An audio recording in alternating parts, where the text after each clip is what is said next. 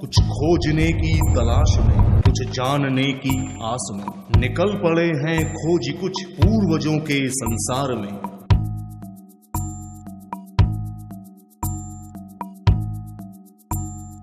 पक्की कच्ची सड़कों से पगडंडियों को पार कर ढूंढते हैं खोजी कुछ सदियों पुराने गांव घर।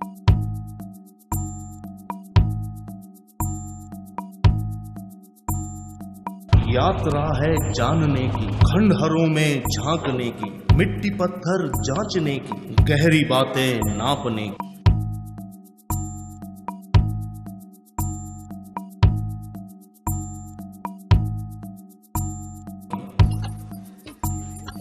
गांव-गांव आगे बढ़ते धरोहरों की तलाश में, निकल पड़े हैं खोजी कुछ पूर्वजों के संसार में।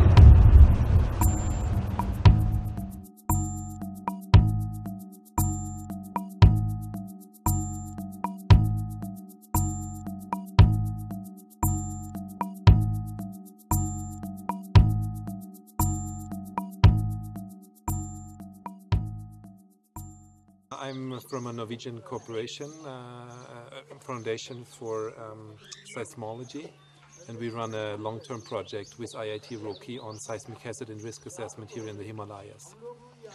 And the purpose of this visit here to the Himalayan area is that we heard that, or we know that here are lots of indigenous construction techniques are available, are still present, which have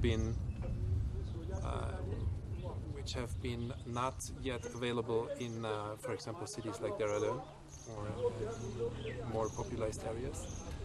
And we always discover that these old constructions and the principles what people were using several hundred years ago, these are actually a copy of what we have today in what the principles of earthquake engineering is like.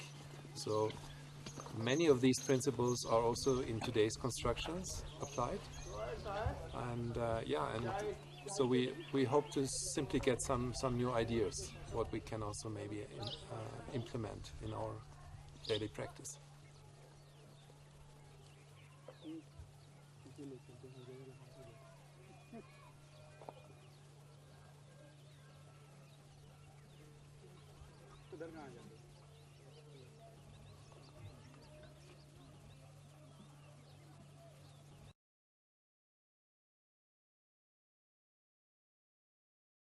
इन मकानों से हम लोग बहुत कुछ सीख सकते हैं। इन मकानों की सबसे पहली खासियत ये है कि इसमें लकड़ी का काफ़ी प्रयोग किया गया है। ख़ास तौर से हम लोग 3 तरह के जो बिल्डिंग कंस्ट्रक्शन मटेरियल है इनका प्रयोग करते हैं। लकड़ी जिनमें से एक है, इस इलाके में पत्थर बहुतायत में पाया जाता है तो पत्थर का इस्तेमाल लोग करते हैं। और फिर अब जो आधुनिक भवन बन रहे हैं उनमें लोग जो है कंक्रीट का और ईंटों का इस्तेमाल करते हैं। तो इन तीनों ही मटेरियल में लकड़ी की जो डक्टिलिटी है वो सबसे ज़्यादा होती है, यानी ये इसकी जो भूकंप सहने की क्षमता है वो लकड़ी की सबसे ज़्यादा है और इन मकानों में लकड़ी का काफ़ी प्रयोग किया गया है। दूसरा ये कि लकड़ी का प्रयोग किस तरह से किया गया है। And I was talking about the गुज्जी ना, दिस इज गुज्जी, दिस इज गुज्जी, where this perpendiculars are joining, this is गुज्जी is fixing 2 members together, so they make one slot, V-shaped slot, and then put one member into the other, so that there is no relative movement. Another is khunta, and khunta is nothing but a wooden shear key. So about 1 inch square hole they make in both the members and put a shear key, wooden shear key, and they avoid iron.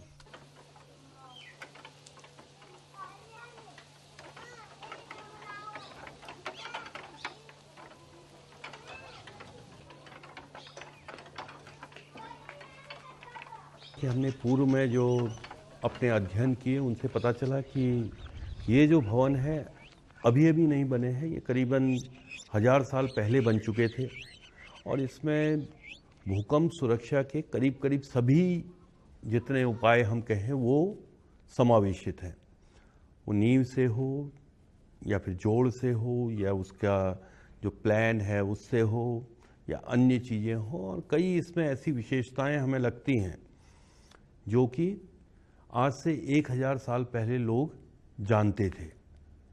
तो इसका हम पक्ष इसको इस तरह से रख सकते हैं कि एक हमारा ये सिद्ध करना कि हमारे लोग भूकंप सुरक्षा संबंधित तकनीकी ज्ञान आज से 1000 साल पहले रखते थे।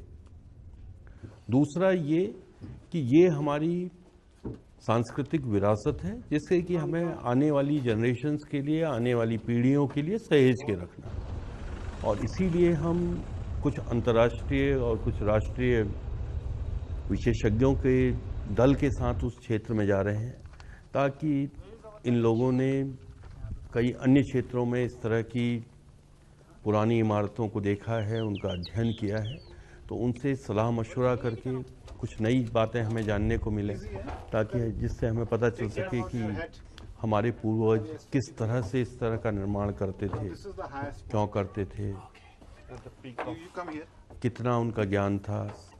उनसे हम आज की जो भवन निर्माण प्रणाली है उसमें किस तरह से विकास और ज़्यादा कर सकते हैं, अपनी परंपराओं से क्या क्या सीख कर आज हम उसको अपना सकते हैं या कुछ उसमें चेंजेस करके आज के हिसाब से उसे ढाल सकते हैं।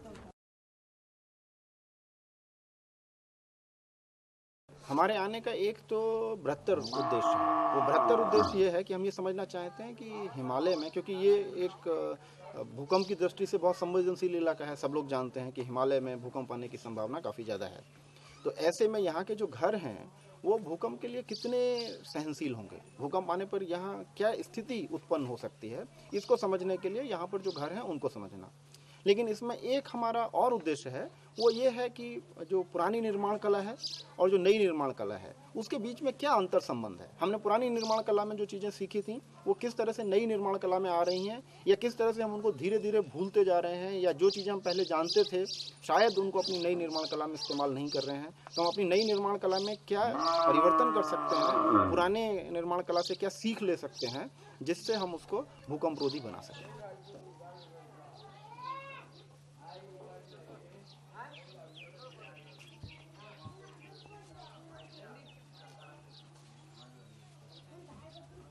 कि आप ये देखिए कि एक तरीके से ये 5 स्टोरी का बिल्डिंग है, मतलब 5 स्टोरी इसकी पूरी बनाई हुई है, और आज से करीब 700-800 या 900 साल पहले मतलब इस तरह की विद्या मौजूद थी कि हम आज मल्टी स्टोरी की बात कर रहे हैं। हमारे पास टेक्नोलॉजी चेंज हो रही है धीरे धीरे, लेकिन उनके पास भी कोई ना कोई ऐसा ज्ञान जरूर रहा था कि जिससे कि उन्होंने इतने ऊंचे भवन बनाए थे। तो सबसे बड़ी बात क्या है, हमें इसको सीखने की इसलिए ज़रूरत है क्योंकि ये चीज़ें यहाँ के लोकली जो अवेलेबल मटेरियल था उसके साथ ये लोग अडॉप्ट कर इन्होंने की थी और उसके साथ साथ उसको बनाया हुआ था। तो उसको हमें सीखना ये है कि वो लोग क्या करते थे कि जिससे कि ये जो है कि इस तरह के 5 स्टोरी 4 स्टोरी इस तरह के भवनों बनाते थे, और ताकि हमारी जो आने वाली जो टेक्नोलॉजी है, हम लोग बहुत सी चीज़ें रिसर्च कर रहे हैं, आगे बढ़ रहे हैं, तो कहीं ना कहीं इसकी जो फाइंडिंग्स आएंगी या इसके जो निष्कर्ष आएंगे तो वो भी हमें जो है कहीं ना कहीं से जो है मदद हमें मिलेगी जरूर उसमें, कि नई चीज़ों को समझने में, और कि कैसे जो है कि इस तरह के स्ट्रक्चर्स खड़े हुए थे, तो उसके बारे में इसका मेन है। When we compare these particular Cotibonal structures with other traditional masonry structure or traditional building typologies, I mean, this is of course something very, very, very particular. It is not a normal housing. It would never be accessible to a larger population. It is more like a fortress or a small castle. सच बात यह है कि इसमें जो techniques use की गई हैं, जो प्रिंसिपल्स इसमें, जो सिद्धांत इसमें यूज़ किए गए हैं, वो सिद्धांत आज भी हम लोग जो मॉडर्न अर्थक्वेक टेक्नोलॉजी है उसमें इस्तेमाल करते हैं। तो वो सिद्धांत उस समय भी लोगों को अपने अनुभव से लोग उन सिद्धांतों तक पहुंच चुके थे। ये दूसरी बात है कि आज वो सिद्धांत हमारे पास आए हैं तो वो एक दूसरे रास्ते से आए हैं, लेकिन उस समय जब लोग हमारे पूर्वज ये मकान बनाते थे 900 साल पहले, तो उन सिद्धांतों का व्यवहारिक ज्ञान उनको उस समय भी मौजूद था। आज भी हम लोग उन सिद्धांतों का इस्तेमाल करते हैं, लेकिन ये एक जीता जागता उदाहरण है हमारे सामने मौजूद है, जिसको हम लोगों को दिखा सकते हैं, अपने छात्रों को भी दिखा सकते हैं और लोगों को इससे एजुकेट कर सकते हैं कि इन सिद्धांतों का इस्तेमाल करने से किस तरह जो है भूकंप का सामना किया जा सकता है। इसकी हमने कार्बन डेटिंग करी है, जिसकी उम्र जो है करीब करीब ये मकान जो है आज से 1000 साल पहले बना होगा। तो इस समय इतने सालों पहले हमारे पूर्वज सुंदर मकान बना सकते थे, सुदृढ़ मकान बना सकते थे और उनको मालूम था कि यहाँ पर भूकंप का खतरा है। पहले तो वो जानते थे कि यहाँ पे भूकंप का खतरा है और साथ ही साथ उन्हें ये भी मालूम था कि भूकंप के खतरे को कम करने के लिए क्या किया जा सकता है, किस तरह से भवन को सुरक्षित बनाया जा सकता है। तो उस सब का उपयोग करके उन्होंने इस भवन को बनाया। और ये अकेला मकान नहीं है, कई इस तरह के भवन हमको इस क्षेत्र में मिलते हैं। तो पूरा एक ट्रेडिशन आर्किटेक्चर का एक स्कूल यहाँ पर डेवलप हुआ होगा। हमारी जो परंपरागत धरोहर है, सांस्कृतिक धरोहर है, उसके बारे में लोगों को जानने को मिले, यहाँ पे ज़्यादा से ज़्यादा लोग आएँ, देखें और साथ ही किसी तरह से हम इन स्ट्रक्चर्स को सहेज के रखने के बारे में बात करें, ताकि आने वाले समय के लिए लोगों के पास जो हमारे पूर्वजों ने बनाया था वो देखने को हो, काम करने को।